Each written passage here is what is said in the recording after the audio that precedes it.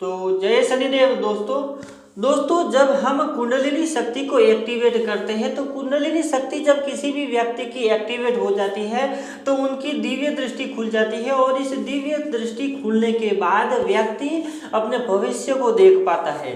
लेकिन क्या किसी के भविष्य को देख के उसके भविष्य को सुधारा जा सकता है? तो भविष्य को सुधारा जा सकता है, लेकिन ऐसा नहीं है कि आपने भविष्य देख लिया है तो आप अपने भविष्य को अपने आप ही सुधार सकते हैं। तो सुधार नहीं सकते हैं। देखो, सुधारने के लिए सबसे पहले अपने कर्मों को सुधारना पड़ता है। आज के किए हुए कर्म भी आपके आने वाले भविष्य को सुधारते हैं। तो सबसे जो मान्य रखता है अपने जीवन में वो कर्म ही आपको आगे बढ़ाता है और कर्म के कारण ही आपके आगे की गति हो पाती है। तो हमें कर्म कैसे करने चाहिए? अगर आप कर्म अच्छे करते हैं, आप हमेशा दूसरों का भला करते हैं, दूसरों के बारे में सोचते हैं, न लोभ है न लालच है, बिना लोभ लालच के अगर आप दूसरों की सेवा करते हैं, उनकी मदद करते हैं, हेल्प करते हैं, एक निस्वार्थ भाव से किसी की मदद करते हैं, तो जो आपका आने वाला है भविष्य है वो आपके लिए इतने दरवाजे खोल देगा, इतने दरवाजे खोल देगा कि जिंदगी भर आपके जीवन में दुख की कोई भी ऐसी तस्वीर नहीं रहेगी, कोई भी दुख आपके जीवन में नहीं रहेगा और दुख जो है आपसे करोड़ों लाखों मील दूर रहेगा और जीवन में हमेशा ही आनंद और आनंद ही रहेगा। तो अच्छे कर्म क्या क्या है? तो हमें सबसे पहले जो अच्छे कर्म है वो हमें दान करने के जो कर्म है, जो दान है वो हमें सबसे ज़्यादा करना चाहिए। अपने पूरी जिंदगी में जो दान व्यक्ति करता है, जो सबसे ज़्यादा दान करता है, उसका जो कर्म है सबसे अच्छा गिना जाता है। और जितने भी बुरे कर्म हैं वो बुरे कर्मों का काट ही दान है। अगर कोई व्यक्ति गाय को रोटी खिलाता है, कुत्ते को रोटी खिलाता है और कबूतर को दाना देता है, तो ये 3 दान ऐसे महान दान है। इस दान को करने से आपके जो पिछले जो कर्म है, जो बुरे कर्म हैं, उन सभी बुरे कर्मों का नाश हो जाता है।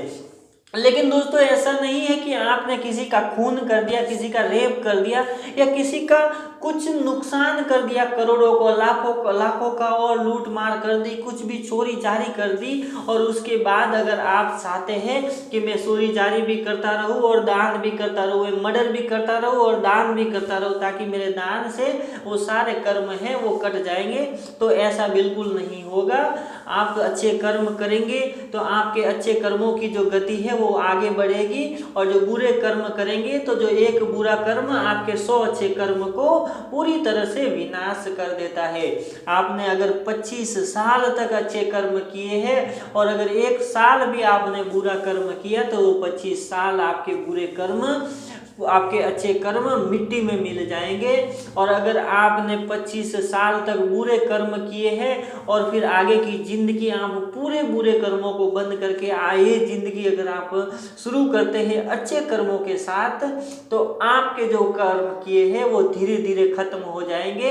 यानी कि आपने जो 25 साल में जो घड़ा भरा है, जो पाप का घड़ा भरा है, उसी तरह आने वाले समय में अगर आप जो अपना पुण्य का घड़ा अगर भर देते हैं तो वो जो तोला है वो एक समान हो जाएगा, जिसके बाद आपके ऊपर जो कर्म है वो करने स्टार्ट हो जाएंगे। लेकिन कभी भी ध्यान में रखना है आपको कि आपके कर्मों के हिसाब से ही आपके आगे की गति होती है, आपके कर्मों के हिसाब से ही आपका भविष्य तय होता है। जैसा कर्म करेंगे वैसा आपको फल जरूर इस संसार में ही मिलेगा, कहीं और नहीं मिलने वाला, इसी जन्म में मिलेगा, इसी समय में आपको मिलेगा। कहते हैं कोई व्यक्ति कितनी भी मेहनत करता है, कितना भी परिश्रम करता है और कुछ भी करता है, लेकिन आने वाला समय नहीं सुधरता है। वो सोचता है कि मैं ये करूँ, ये मैं बिजनेस करूँ, मैं पैसा कमाऊँ, मैं पैसों वाला बन जाऊँ। वो बहुत कोशिश करता है अमीर बनने की। वो सोचता है कि ज़्यादा पैसा कमा के जब मैं पैसा वाला बन जाऊँगा तो गाड़ी घोड़ा घर ये सारी चीज़ें खरीद के एक सुखी जीवन में जीने लगूंगा। लेकिन दोस्तों जो मेहनत आप करेंगे उस मेहनत को जब करने के बाद, सारी चीज़ों को खरीदने के बाद आप अगर घर पे बैठ जाएंगे तो आपको कुछ भी नहीं मिलने वाला है। आपको पूरी जिंदगी भर मेहनत करनी पड़ेगी। तो हमेशा कर्मों के ऊपर ध्यान जरूर देना चाहिए। किसी भी व्यक्ति को चाहे वो आपका दुश्मन ही क्यों ना हो, अगर आपका कोई दुश्मन भी है तो उसके साथ भी ऐसा व्यवहार करो कि वो दुश्मनी भूल जाए और उसे अपने आप में ही शर्मिंदा होना पड़े कि मैं उसके साथ गलत व्यवहार करता हूँ, लेकिन उस आदमी ने कभी भी मेरे साथ गलत व्यवहार नहीं किया है। तो हमेशा कर्म अच्छे करने चाहिए। और ज़्यादा करके मैंने देखा है कि लोग जमीन के लिए लड़ते हैं, पैसों के लिए लड़ते हैं, हर चीज के लिए लड़ते हैं। अगर किसी ने छोटा सा भी अगर किसी का नुकसान कर दिया है तो लोग लड़ाई पे उतर आते हैं। लेकिन मैं आपसे यह कहना चाहता हूँ कि जब आपका जन्म हुआ था तो आपके पास कुछ भी नहीं था।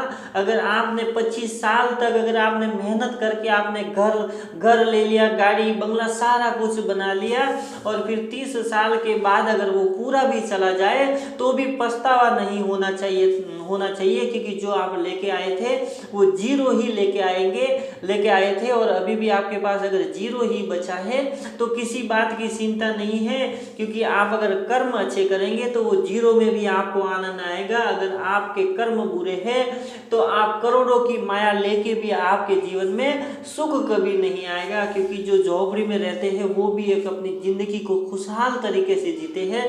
और जो लोग बंगलों में रहते हैं, गाड़ी घोड़ा सारी चीजें सारी सुख सुविधाएं होती है, लेकिन उनके जीवन में दुख बहुत होता है।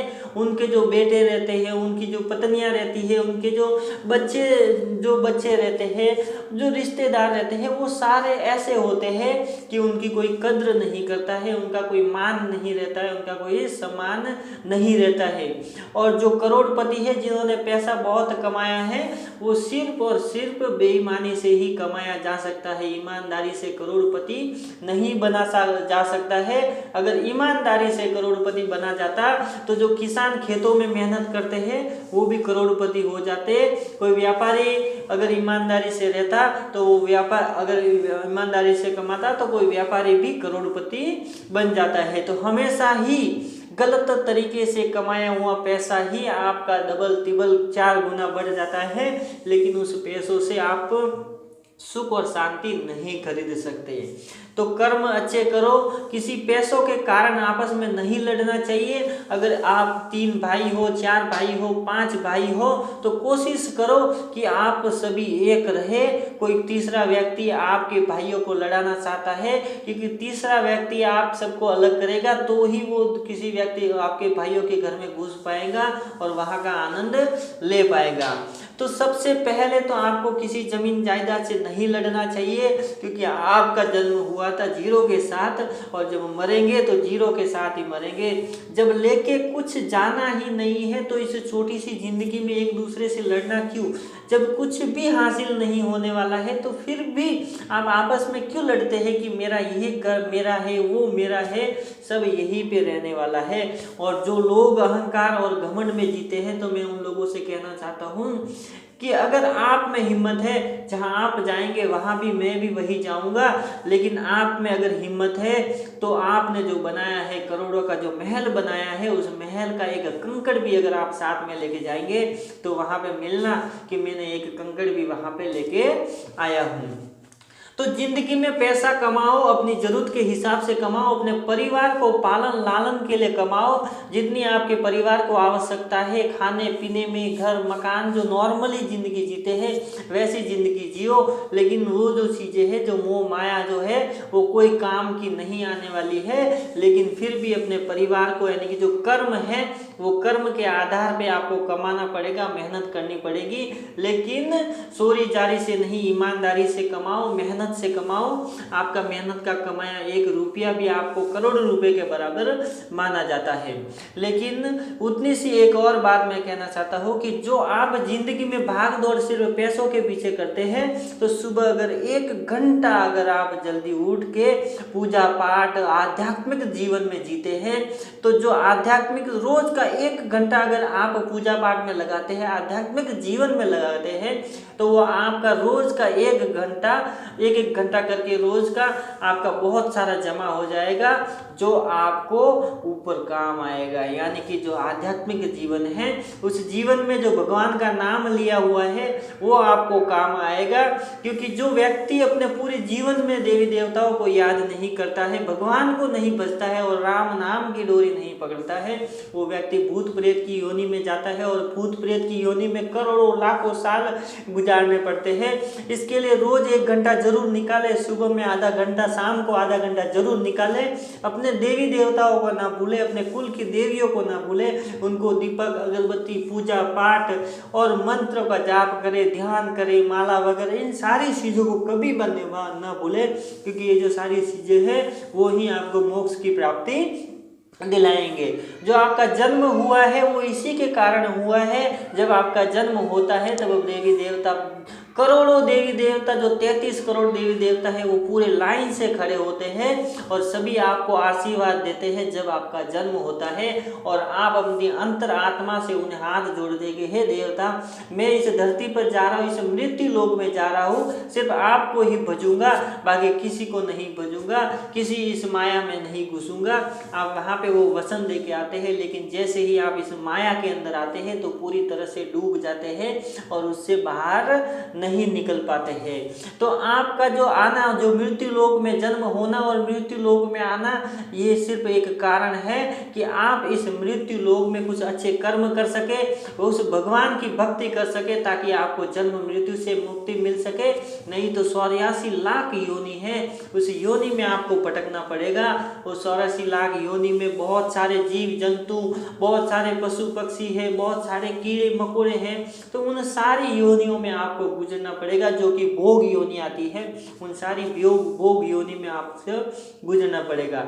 तो बस मेरे पूरे वीडियो में कहने का मतलब यही था कि अच्छे कर्म करो, कर्म के साथ साथ भगवान की भक्ति भी करो, मंत्रों का जाप करो, ध्यान करो, मेडिटेशन करो, इससे आपको बहुत सारा अपने जीवन में फायदा मिलेगा। तो बस दोस्तों, आज के लिए इतने। वीडियो अच्छी लगी तो लाइक कीजिएगा, शेयर कीजिएगा अपने दोस्तों के साथ। अगर आप मेरे चैनल पर नए तो चैनल को सब्सक्राइब जरूर कीजिएगा, ताकि ऐसी ही वीडियो आपको मिलती रहे। तो जय शनिदेव दोस्तों।